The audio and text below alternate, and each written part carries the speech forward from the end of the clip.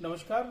मैं डॉक्टर नवल किशोर दुबे, नौबत बाजा मिस्ड कॉल वाला रेडियो जयपुर की तरफ से आज यहाँ बाड़मेर में हूँ और आज हमारे साथ हैं राजस्थान की लीडिंग लेडी जिन्होंने महिला एम्पावरमेंट को लेकर के, बालिकाओं की एजुकेशन और बालिकाओं के एम्पावरमेंट को लेकर के बहुत सारा काम किया है और आज भी वो निरंतर महिलाओं के विकास के लिए कुछ न कुछ करती रहती हैं। और इसके साथ साथ उन्होंने वुमेन एंटरप्रेन्योरशिप का जो 2019 का अवार्ड था, बेस्ट डिजाइनर का अवार्ड, वो भी आपने लिया है रूमा जी ने। तो मैं स्वागत करना चाहूंगा अपने इस नौबत बाजा चैनल पे। बहुत बहुत स्वागत है रूमा जी आपका। और सबसे पहले मैं आपसे जानना चाहूंगा कि आपने ये जो यात्रा शुरू की है, और मैं देख रहा हूं कि आपके यहाँ पे एक पोस्टर भी लगाया है, बेटी बचाएं भी बेटी पढ़ाएं भी। इसको ध्यान में रखते हुए आपने जो यात्रा शुरू की है वो कैसे की है, वो जरा सा अपना परिचय देते हुए बताएं। जी नमस्कार, मैं रोमा देवी राजस्थान के बाड़मेर जिले से, और बाड़मेर से 30 किलोमीटर दूर राउसर गांव में मेरा जन्म हुआ। और मैंने कसीदाकारी के काम से ये काम शुरू किया अकेली ने, मेरे खुद के रोजगार के लिए। लेकिन आज हम 30,000 बहनों का हमारा समूह है और हम काम कर रहे हैं जो एप्लिक और एम्ब्रॉयडरी का काम होता है, और वो इंटरनेशनल मार्केट तक जाता है। बेटी बचाओ बेटी पढ़ाओ ये योजना हमने लॉन्च की क्योंकि बेटी को पहले बचाएं फिर पढ़ाएं। बेटी बचेगी तो पढ़ेगी, तो उनके लिए हमने एक छात्रवृत्ति योजना भी लॉन्च की है, जिससे जो गांव की बेटियां हैं या किसी तरीके से वो आगे नहीं पढ़ पाती है, तो उनके लिए हम सालाना 25,000 रुपये उनको छात्रवृत्ति के रूप में देते हैं और उनको आगे पढ़ने के लिए मौका देते हैं। जी रुमा जी, मैं ये जानना चाहूँगा आपसे कि जब आपने अपनी यात्रा शुरू की, वो उस यात्रा की शुरुआत से लेके और आज तक यहाँ तक पहुँचने में आपको किस तरह की चुनौतियों का सामना करना पड़ा, समाज के स्तर पे भी, परिवार के स्तर पे भी, और किस तरह की भेदभाव का, दूसरी चीज़ों का सामना करना पड़ा। वैसे बाड़मेर जिला पूरा डेजर्ट एरिया है, और वहाँ पे जब मैं 6 साल की थी तो मेरी माँ का देहांत हो गया था और 8वीं में स्कूल छूट गई थी। फिर 17 साल की थी तो शादी हो गई। शादी के बाद भी घर की आर्थिक स्थिति ठीक नहीं थी, तो जब मेरा पहला बच्चा हुआ तो उसको भी मैंने खो दिया, क्योंकि वो भी, अगर हमारे पास में पैसे होते तो हम अच्छे हॉस्पिटल में लेके जाते। लेकिन उसी टाइम मुझे लगा कि अब ऐसे ज़िंदगी जी के करना भी क्या है, या तो कुछ काम करूं जिससे मेरा काम मन भी लगा रहे और मेरे पास में इनकम भी आए। तो इसी सोच के साथ में मैंने काम शुरू किया। लेकिन दिक्कत ये थी कि एक कम पढ़ी लिखी महिला हाउसवाइफ है, वो काम करेगी तो क्या करेगी, या तो किसी के घर में जाके झाड़ू पोछे का काम करे या कंस्ट्रक्शन का काम करे, इसके अलावा कोई ऑप्शन नहीं था। फिर मेरे दिमाग में आया कि मुझे कसीदाकारी का काम आता है। बचपन में मैं दादी के साथ में बैठ के कसीदाकारी का काम सीखा था, तो मैं इसी से खुश करती हूँ। घर में बैठ के ही करना है, कहीं जाना नहीं पड़ेगा। तो छोटे छोटे बैग बनाने शुरू किए। बैग एम्ब्रॉयडरी का काम तो सुई और धागे से हो जाता, लेकिन उसको स्टिचिंग करने के लिए मशीन चाहिए थी, तो मशीन मेरे पास थी नहीं और ख़रीदने में भी मैं सक्षम नहीं थी। फिर मैंने अड़ोस पड़ोस की और बहनों से बात की कि मैं अकेली तो ऐसी नहीं हूँ जैसे मुझे परेशानी, आपको भी काफ़ी सारी परेशानियाँ हैं, तो अपन मिल के कुछ करें तो शायद हो पाएगा। तो फिर हमने एक SSG बनाया और 10 महिलाओं ने मिल के और 100 रुपये इकट्ठा करके एक सेकेंड हैंड मशीन खरीदी, और वहाँ से हमने काम शुरू किया। जब हमारे पास में थोड़ी बहुत इनकम आने लगी तो हमने सोचा कि हमारे जैसी दूर दराज ढाणियों में जो महिलाएं बैठी है उनको भी हम साथ में जोड़ के चलेंगे तो उनके पास भी काम आएगा, उनके पास पैसा आएगा, वो भी अपनी ज़िंदगी अच्छे से जी पाएगी। तो दिक्कत ये थी कि अब मार्केट कहाँ होगा, हम इतनी सेल कैसे कर पाएंगे, ये प्रोडक्ट सेल नहीं हुआ तो फिर काम कहाँ से आएगा। तो किसी ने बताया कि यहाँ पे एक NGO है, ग्रामीण विकास चेतना संस्थान, जिससे आप, वो महिलाओं के लिए काम करता है, आप अगर उनके पास जाओगे तो शायद आपको मदद मिल सकती है। तो हम उस टाइम NGO में गए, और अभी NGO के सेक्रेटरी है विक्रम सिंह जी, और NGO के फाउंडर भी है, तो उनसे जाके हम मिले कि हमें काम चाहिए।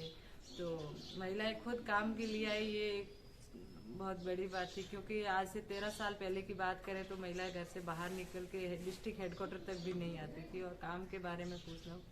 तो हमने कहा नहीं, हमें काम करना है, हमें काम चाहिए, हमें तो इसीलिए हम आए हैं। तो हमें सैम्पलिंग का काम मिला, फिर हमें ऑर्डर का काम मिला। तो ऑर्डर, उस दिन जो फर्स्ट ऑर्डर का काम मिला हमें बहुत खुशी हुई थी। हमने पूरी रात बैठ के काम किया, जो 3 दिन का काम था वो रात भर में हमने पूरा करके दिया। तो उनको भी लगा कि वास्तव में ये काम करना चाहते हैं।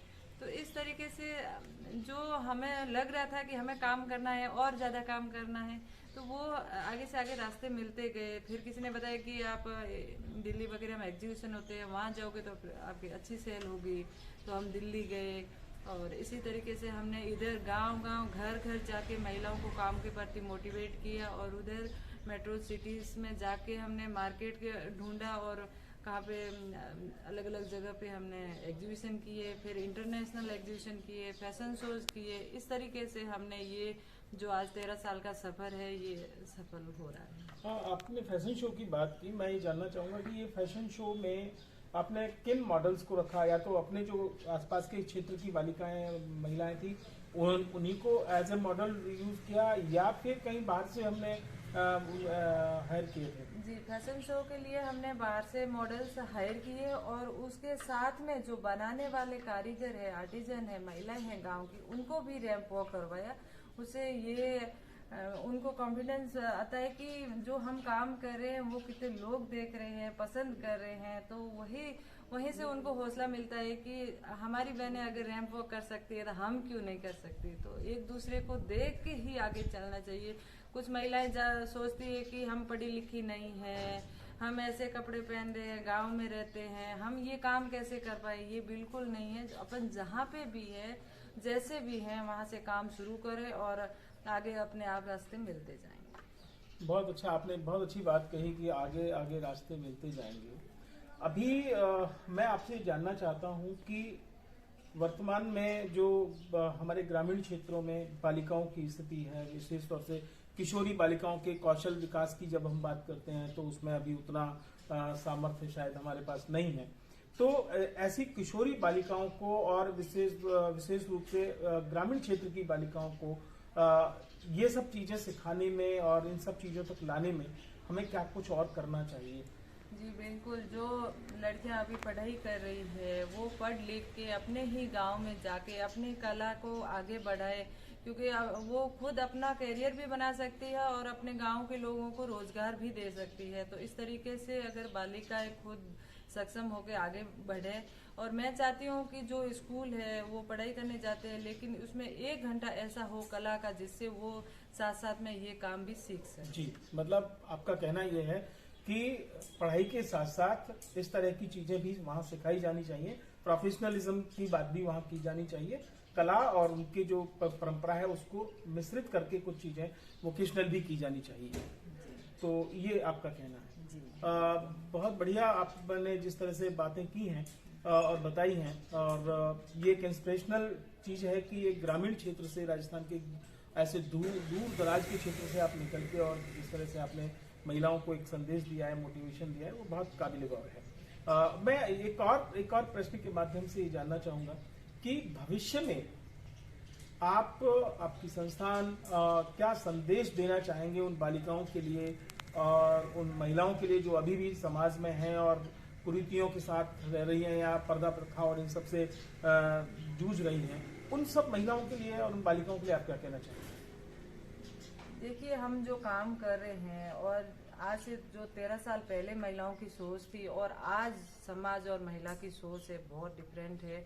हर महिला चाहती है कि मैं नहीं पढ़ी लेकिन मेरी बेटी को मैं जरूर पढ़ाऊंगी। तो इसी सोच के साथ में अपनी बेटियों को पढ़ाएं और आगे बढ़ें।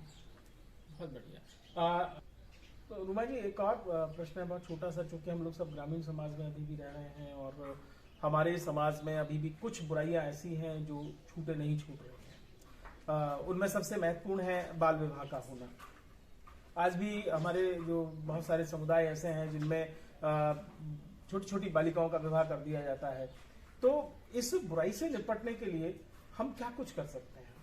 हम इनके लिए कोशिश ही कर सकते हैं, बात कर सकते हैं कि अपनी जो बेटी है उसको अपन छोटी उम्र में अगर उसकी शादी होती है तो आगे जाके वो नहीं कर पाती है, पढ़ाई नहीं कर पाती है, कई सारी बाधाएं आती है। तो अपन को उनकी एज के हिसाब से ही शादी करनी चाहिए। तो ये हम हमारी फील्ड में हर महिलाओं को जब ट्रेनिंग प्रोग्राम होते हैं तो इस तरीके से हम उनको बताते हैं और वो समझ भी रहे हैं। तो अभी काफी बदलाव आ भी रहा है।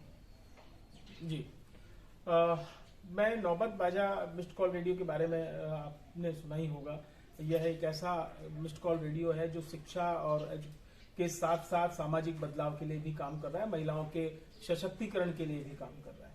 ये राजस्थान सरकार का एक कार्यक्रम है और इस कार्यक्रम के माध्यम से हम जो है लोगों तक पहुंच रहे हैं और उनमें आप जैसे जो लोग हैं जो समाज के बदलाव में भी काम कर रहे हैं, विकास में भी काम कर रहे हैं, उनके माध्यम से हम पहुंचना चाहते हैं। तो नौबत बाजा के माध्यम से आप जनता को, महिलाओं को और विशेषकर किशोरी बालिकाओं को आप क्या संदेश देना चाहिए?